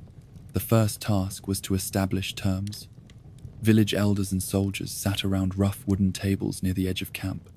The soldiers jeered and tested their weapons on fallen shields, while the peasants laid out cartloads of apples, onions, and small leather purses containing pennies. At first, the captains demanded far more than the villagers could spare. They pointed to the empty barns and to the broken carts as examples of peasant weakness. But through careful pleading and small gifts of beer and fresh eggs, the peasants convinced these men that their village could be a consistent source of supplies, if not plundered to ruin in one night. Once the soldiers saw value in an ongoing arrangement, they became open to mercy. A handful of coins each week bought the release of captured peasants from guard posts and prevented the forced conscription of young men into enemy ranks. One villager told how his neighbor's son was spared a night of lashings after serving as a grain carrier. The committee paid a tribute of 2 sacks of barley and a cask of ale, and the captain not only freed the boy but offered him bread and water before sending him back home. Such acts created a fragile trust between occupier and occupied. Behind closed doors, the peasants concealed half their stores. They reported only what they wished the soldiers to believe they possessed. In granaries, they built hidden chambers sealed beneath plank floors and covered with sacks of grain. In pigsties, they dug small pits lined with straw to hold salted bacon away from searching hands. By presenting a modest offering and saving the rest for themselves, they extended the lifespan of their hoarded supplies well beyond the invaders' first demand. This subterfuge became a vital art form in villages under threat. Bribery took many forms, A chest of silver coins proved the quickest path to respectful treatment, but other gifts worked as well. A peasant with a talent for barrel making offered free repairs to the soldiers' wagons. Another skilled in tanning provided leather to mend harness and boots. One household offered free labor to cut firewood for the camp furnaces. These services allowed peasants to bargain away harsh treatment in exchange for work that saved soldiers time and effort. In return, the soldiers agreed to avoid the most vulnerable farms and to warn the village of approaching patrols so that families could hide children and livestock. Captive status sometimes became a shield. When peasants failed to meet a tribute deadline or concealed stores, the soldiers responded with threats of enslavement or worse. In these moments, the villagers sent a single volunteer to the captain's tent with a plea for mercy. By offering himself as a hostage, he gained time for the rest of the community to gather tribute or to hide their goods. The hostage endured long nights chained beneath the captain's table, but the rest of the village survived. After several weeks of payments or work, the hostage was released with a sack of barley and a promise that he would bear no ill will. Mistakes in negotiation held dire consequences. A single miscount of coins or a misstep in vocabulary could infuriate a captain and undo months of careful diplomacy. One village once misreported the number of sacks in their shipment, and the enraged soldiers burned the barn nearest the manor hall. The peasants then found themselves forced to pay tribute twice over to prevent further destruction. From that moment on, they insisted on recording every transaction in a ledger kept in the priest's chest. Both sides signed the tally so that no one could later claim ambiguous terms. As seasons changed, the nature of bargains shifted. In winter, the soldiers required firewood blankets and salted meat more than fresh grain. Peasants arranged for weekly deliveries of logs from the king's forest in exchange for promises that the soldiers would patrol the borders and keep out cold bandits returning to plunder weakened farms. In spring, the tribute changed to wool and sheepskins that the villagers sheared under supervision. By adapting their offers to the soldiers' needs, peasants kept a precarious peace. They learned that flexibility in tribute was more valuable than fixed amounts that might expire with the next harvest. Over time, these arrangements altered the fabric of village life. Households that never before traded beyond the manor walls found themselves in regular contact with foreign soldiers and their middlemen. Some peasants learned the soldiers' language and grew fluent in the terms of trade. Merchant caravans began to hear rumors of reliable suppliers in formerly obscure hamlets. In this way, the bonds of occupation sometimes evolved into new networks of commerce. Yet the memory of forced tribute and of long nights watching soldiers guard granaries remained a dark stain in communal memory. When the armies finally moved on to richer lands, the villagers breathed a collective sigh of relief. Yet they also feared the consequences of having grown dependent on the soldiers' goodwill. Some families had lost half their stored grain, or had become accustomed to the extra food provided by the occupying lords. When tribute ended, the relief came hand in hand with hunger. In the months that followed, peasants faced the slow pain of starvation and of unpaid debts incurred to keep their heads above water. The bargains struck under threat of steel left unseen chains long after the banners had departed.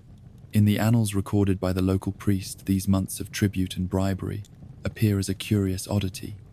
He wrote that peasants gifted coin to captains, as though it were alms given to wandering pilgrims. Yet in his sermons, he condemned the practice as sinful cooperation with invaders. He reminded his flock that the true path lay in faith and in prayer for deliverance rather than in coins passed from trembling hands to sword points. His words had little effect in the cold reality of fear. Still, those sermons found their way into margins of ledgers where peasants recorded each tribute payment as a confession of necessity rather than of choice. Centuries later, the tales of how peasants bargained with invaders appear in folk songs and in local plays. A woman steps forward to represent the miller's wife who fed the enemy captain in exchange for her husband's freedom. A farmer recites lines about the hidden grain beneath the barn floor and the shaking of coin purses in the dark. These performances both celebrate the cunning of the ancestors and lament the depths to which fear drove them. Through song and drama, the bargains made under threat of violence become legends of survival and of moral compromise. In the end, the ability to negotiate tribute and to bribe soldiers reveals the resilience and resourcefulness of medieval peasants. Confronted with invaders whose demands could not be refused, they turned their scarce resources into instruments of peace. They mastered the art of giving enough to satisfy captors, while saving enough for their families to endure another season. These bargains provided only a temporary safety. They left scars in village memory that lingered long after the banners had moved on. Yet in that harsh calculus of survival, they found a way to turn their captive status into a fragile shield against the worst atrocities of war. When armies descended upon the village, the strongest among the peasants often found themselves seized and led away as captives. Yet captivity did not always mean chains and death. In many cases, shrewd peasants learned to use their captive status to secure better treatment for themselves and for those left behind. This required courage and creativity equal to that shown in the fields of battle. The first key was understanding the invaders' goals. Foreign soldiers on campaign needed food, money, and guides more than additional laborers to hold land they passed through. A captive who could offer any of these in a timely fashion became valuable. Some peasants deliberately made themselves stand out from the crowds by offering knowledge of local wells or by identifying hidden food stores. In return, the soldiers protected them from summary execution and sometimes even assigned a guard to ensure their safety. Once a captive had secured a measure of personal safety, the next step was to negotiate tribute. Peasants discovered that a small payment of coin or livestock could buy freedom to return to their homes at least temporarily. The amount demanded by soldiers varied, depending on appetite for plunder. A single fat pig might release one captive. A string of silver coins could free a family. Those who held small savings under floorboards or sewn into clothing could grasp enough wealth to arrange such ransoms. For peasants without coin, a substitute was often service. Some captives agreed to guide patrols through the village to collect supplies. Others offered to work for the soldiers in makeshift camps, cooking meals or tending fires. In exchange, they earned a subtitle of respect and exemption from the worst abuses. A woman who served as a caregiver to injured soldiers might gain extra portions of bread for her family. A man who rigged arrows for the archers could swap his labor for blankets or leather shoes. In some regions, captives formed uneasy partnerships with local brigands. When a soldier, tired of waiting for his tribute, he might hand a peasant captive over to bandits for a fee. The bandit leader then haggled over a new ransom to keep the captive alive. This created a perverse market in human lives where peasants traded allegiances to survive. They learned to weigh the risks of bribing soldier or bandit, and to read which threat would yield under the pressure of coin or service. Captive status also opened channels of communication. A peasant held in the invader's camp might overhear marching orders or hear rumors of planned raids on neighboring communities. When such captives were allowed to return home on promise of ransom or service, they carried vital intelligence. Overseers sent them back under guard to fetch supplies or bring other captives. On their journey, they passed word to village watchmen or to sympathetic monks at remote priories. In this way, captivity became a means to warn kin of fresh danger. Trust played a fragile role in these arrangements. Some peasants found that once they paid tribute, they were still held for further demands. Soldiers learned to exploit captive fears by asking for new payments under threat of harsher punishment. To guard against extortion, some captives carried empty coin pouches or offered stale grain from old stores.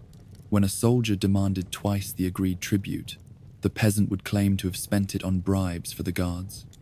This stalling tactic often bought time to escape or to smuggle news of the abuse back to the village's new overseer. Religion offered another form of leverage. Peasants who displayed deep piety could earn a captive's reprieve from rough treatment. Soldiers hesitated to harm those who prayed publicly to saints of mercy, or who recited psalms in trembling voices.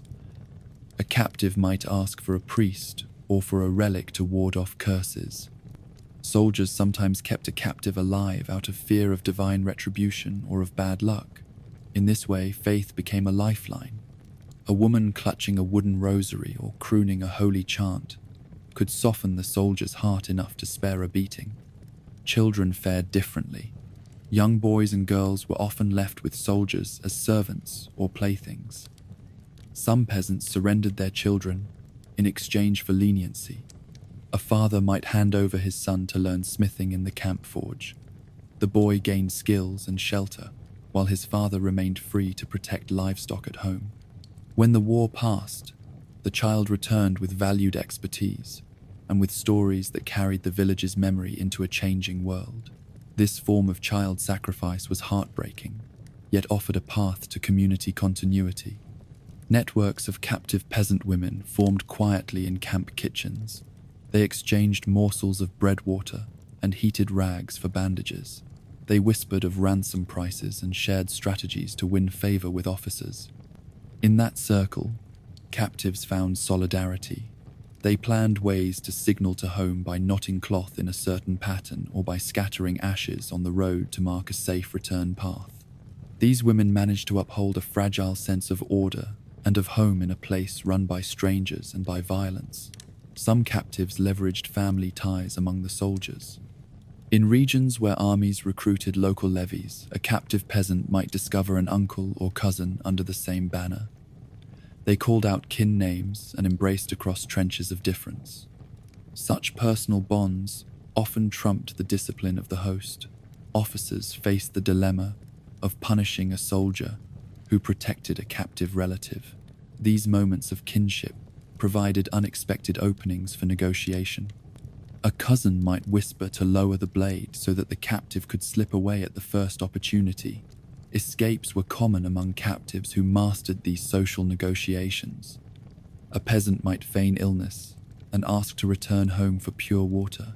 Once out of earshot of the camp guard, they slipped into fields and made for forests. Others used distractions like sudden skirmishes among soldiers to vanish into crowds.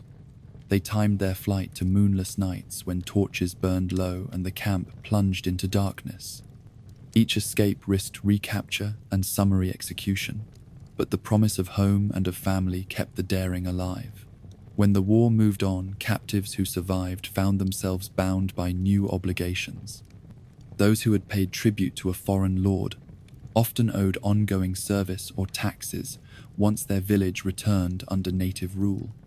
Soldiers who returned as peasants now bore stories of distant lands and of the wealth they glimpsed in enemy camps. They carried seeds of discontent or of ambition back to their fields. Thus, captivity reshaped the social fabric. A man who paid silver for freedom might expect to be paid silver when he led his own levy years later. In the broader arc of history, bargains made under duress echoed in law codes. Kings codified the rights of captives to pay ransoms and forbade arbitrary execution once payment was complete. Church councils took up the matter of captive rights and of the spiritual care owed to prisoners of war. By the 14th century, treaties included clauses regulating tribute and exchange of hostages. These legal developments grew directly from the daily negotiations of peasants whose survival depended on convincing armed men to spare their lives. The legacy of these bargains endures in folklore. Songs tell of brave peasants who turned on their would-be slayers by slipping a bag of gold down a soldier's boot at dawn. Prose recounts how a lord mistakenly set fire to his own camp while flinging torches at escaped captives. These tales underscore a simple truth, that even the lowest born could win safety through wit and will. The image of a captive outsmarting a warrior appeals to our sense of justice and of common humanity. As you stand at the end of captivity and negotiation, you marvel at the resourcefulness of peasants under fire. They turned fear into opportunity, turned tribute into bargain, and turned captivity into a chance to shape their own fates. Their bargains with invaders were messy and uneven, They carried risk and required constant vigilance, yet they saved countless lives and preserved communities through the worst of times. In their footsteps, the village endured. In their legacy, we see how human dignity can blossom even in the soil of coercion and war. When the call to arms rang out across the village, many men dropped their spades and hoes and gathered by the gate with grim resolve. There was no formal levy from a distant lord, and no banner to rally behind. Instead, able-bodied peasants formed an ad hoc militia to defend their families and homes. These men had never seen real battle, but they knew their fields and woodlots better than any soldier ever could. Together they turned farm tools into weapons and coordinated ambushes that would teach invaders to fear the countryside as much as the castle walls. At dawn they gathered in the great barnyard behind the manor hall. Old axes stood in a row beside pitchforks, hammered, but not yet used for war. Farmers lent their scythes, stripped of handles and fitted with improvised grips. Blacksmiths worked through the night to reinforce shovel blades with iron straps or to weld bits of scrap steel into crude spearheads for farm poles. In place of swords, the militia carried heavy mallets made from cartwheel hubs. Leather belts squared over sturdy jerkin layers held small defenses such as tanned hide shields and simple helmets sewn from thick wool and studded leather. Organizing this makeshift force fell to the village reeve, a burly man who had served in a feudal garrison in his youth. He drew men into small squads of 10, each led by a veteran stonemason or by an elder merchant who had once drilled recruits for the town guard. These squad leaders taught basic formations and footwork, drawn from their patchy recollections of drills. They showed how to brace a shield made from oak boards to meet a cavalry charge, and how to plant a scythe blade low and swing through an attacker's thigh. Their instruction was crude but effective for the circle of fields and hedgerows where the fighting would take place. Word spread through the woodlot and along the dirt roads to neighbouring hamlets. Young labourers dropped berry pails and joined the ranks wielding thorn sticks sharpened on flint. Shepherds rallied with leather slings and iron-tipped staffs. Women too took part, carrying hot coals in iron bowls, to spill over tracks or to light fires at choke points in the forests. They learned simple signals using clashing metal pots or the shrill cry of poultry driven wild to warn of approaching danger. Every village boundary became a line of defense manned by those who knew every ditch and brook. They scouted the roads with pairs of hunters who had stalked deer in the underbrush. These scouts moved like shadows among brambles and spoke only in whispers. When they spotted an invading patrol, they slipped back to the village and guided the militia to set up ambush points. They chose narrow lanes between high hedges or bridges spanning muddy streams. There they dug shallow pits and buried sharpened stakes tipped with resin to trap horses. They cut notches in tree trunks at face height so that a single blow from a maul could fell an armed rider. They strung wires across paths to trip cavalry in the first moments of attack. On the eve of the first skirmish, they assembled at dusk around a flickering fire under the full moon. The reeve pointed down the road, leading from the manor keep, and reminded every man that this was their home and their harvest at stake. He called upon their memories of merry harvest feasts and the laughter of children in the midday sun. He asked them to stand firm and to fight not for glory but for the safety of hearth and home. At that they raised their farm tools above their heads and vowed in a single voice to defend their fields to the last breath. When the invaders arrived at dawn, they found a low hedge of sharpened poles across the lane. They heard the clatter of metal on metal as pots and pans clanged unseen signals.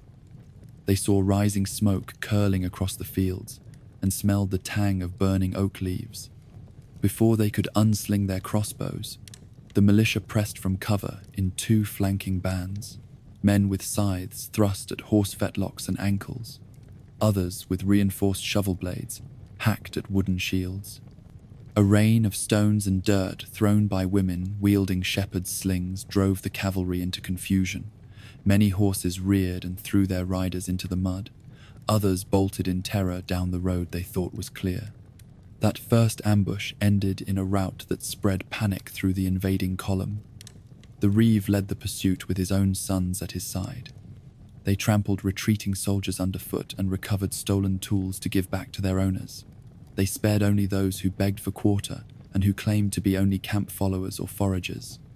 They bound these captives with rope and sent them back under guard to spread word of the peasants' ferocity. Soon enemy commanders hesitated before marching into woodlands and lanes they did not know. Emboldened by victory, the militia widened their defenses. They mapped every byway and every brook crossing.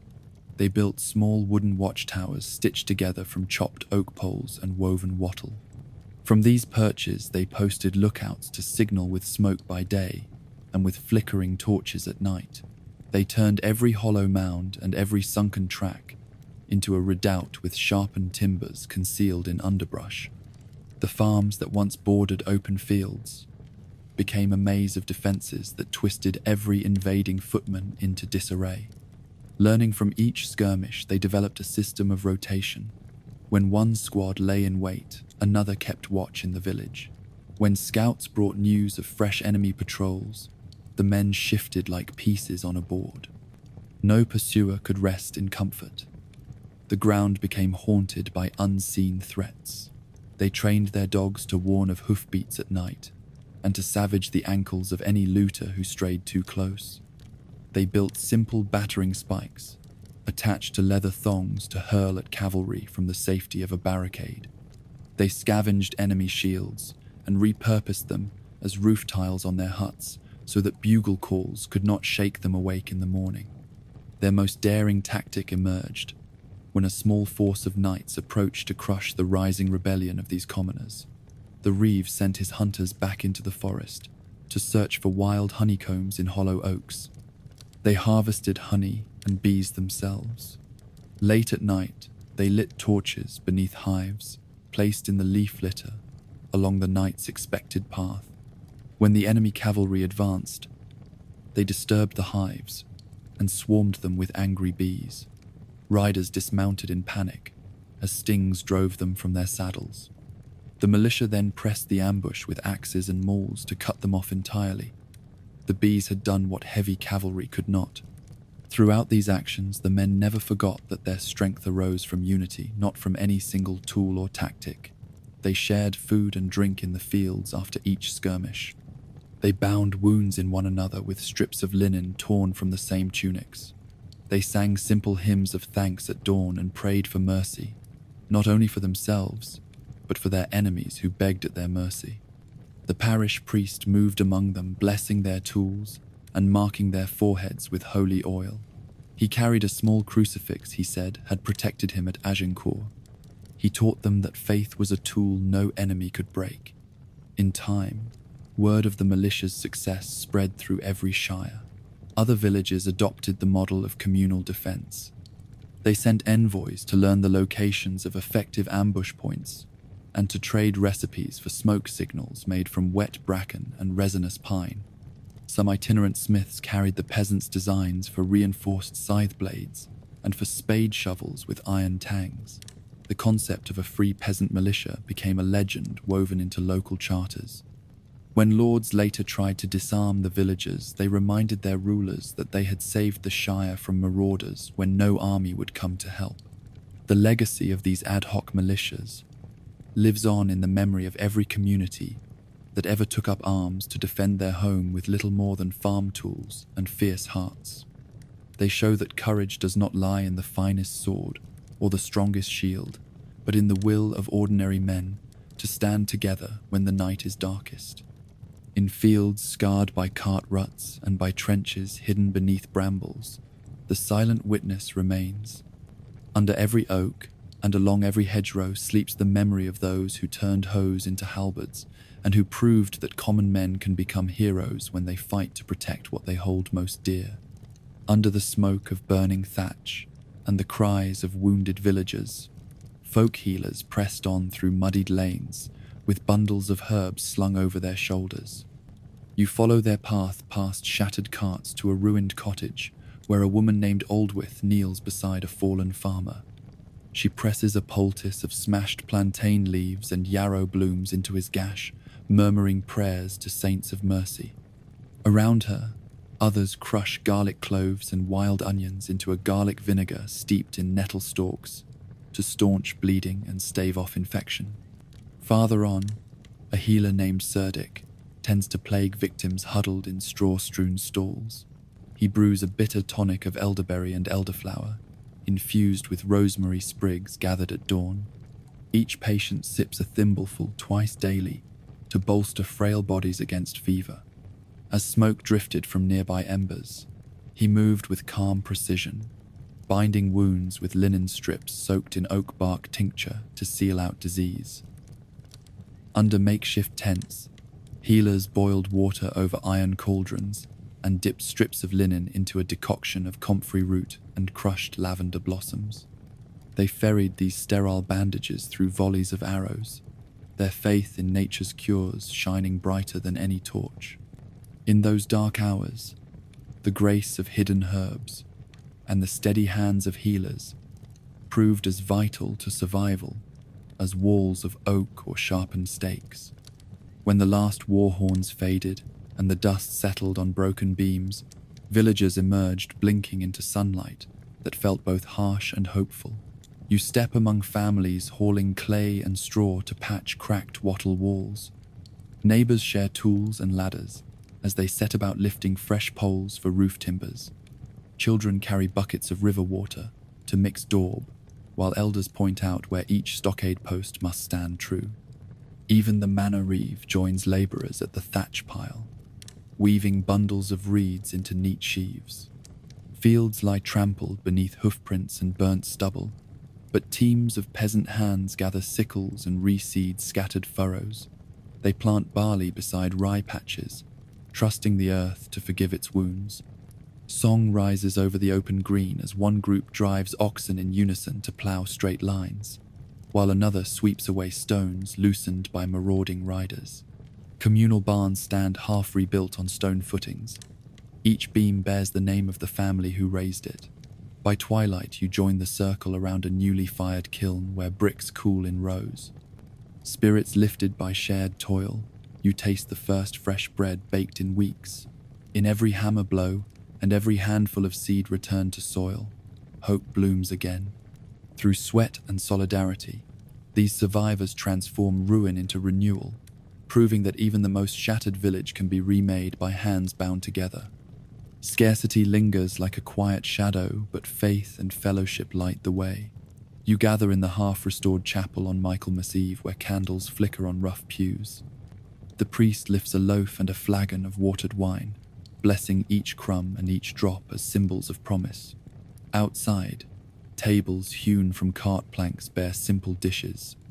Sour porridge sweetened with honey, salted ham carved into thin slices, and a stew of root vegetables and herbs from hidden woodland gardens. Through crackling laughter, children chase one another around the green where women spin wool and men trade stories of harvest plans. A trio of minstrels plucks a tune on a battered lyre, and hands clap in rhythm as villagers sway beneath boughs of greenery. When hunger tugs at bellies, each bite tastes of solidarity more than sustenance. At dusk, the priest leads a procession with lanterns raised high. You follow, clutching a sprig of rosemary for remembrance and a sprig of ivy for endurance. Prayers rise in unison as flickering lights wind through the lanes, marking a covenant. Famine may test the body, but shared ritual and unshakable faith will sustain the soul. In that sacred glow, even lean times become a feast of spirit and of hope. You stand by the crackling hearth as the old storyteller begins to hum a low tune about that night when raiders came like locusts and left only ash and fear. You feel the heat of the flames on your face as she bends low to cradle a wooden flute carved from hazel. Each note rises and falls like a heartbeat, and you sense how the melody carries the weight of loss and of triumph.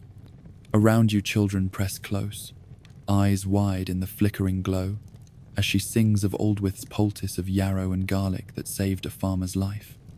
You hear how folk healers tended wounds in burning cottages and kept plague at bay with bitter brews of elderberry and rosemary. When the minstrel moves on to stories of flight into the forest, you imagine moss carpets underfoot and the hush of deer paths guiding families to safety. You see every hidden cellar and every sharpened stake through her words. You learn that your own grandfather once carried cradles of babes beneath the boughs of beech trees, while his mother sang lullabies to steady their fear. You taste the sharp tang of smoke on the morning air and feel the steady rhythm of shared labor as neighbors rebuilt shattered walls and replanted furrows with seed borrowed from secret caches. By dawn, you carry these tales in your bones. You walk fields once scarred by hoofprints of raiders and believe in the promise of renewal because your mother taught you the harvest hymn first sung by villagers who pressed new grain into loaves at Michaelmas. You know that every season of famine became a season of faith and of feast through communal meals and processionals under lantern light. These stories pulse through your blood like sap in young trees, binding you to those who faced terror before you and gifting you the strength to endure whatever storms may come. You pause at the edge of the cultivated fields and survey the neat rows of barley and rye, where once lay churned earth and broken ox carts. You remember the sharpened stakes and the woven fences that turned homesteads into fortresses, and the hidden cellars that held grain and hope through long winter nights. You understand that survival was never the work of one hand alone, but of every villager who dropped the scythe to pick up a spear, who traded coin for mercy, and who bound wounds with herbal poultices as arrows flew overhead. When you hear the ringing of church bells at harvest, you recall how faith and fellowship rose in the darkness to guide weary souls home. You recognize how shared rituals reinforced bonds that terror sought to tear apart. You see traces of those strategies in modern customs of gathering at a common table and in the songs passed down through generations to warn that vigilance and solidarity endure as shields. You learn that peasant ingenuity shaped medieval society more deeply than any decree from a distant court. Their tactics of ambush and of barter forced invading armies to respect the thin line between plunder and peace. Their faith in hidden herbs turned disease into a conquered enemy. Their tales of flight and of rebuilding became the foundations of community identity. As you step forward onto the path between wheat stalks, swaying in the breeze, you carry these lessons with you. You know that resilience blossoms in the fertile soil of cooperation, and that survival stories passed down through dust and blood still resonate today. In your own life, you heed their warning and their promise. When adversity comes, you stand ready, not alone, but shoulder to shoulder with others, shaping your own lessons from the dust.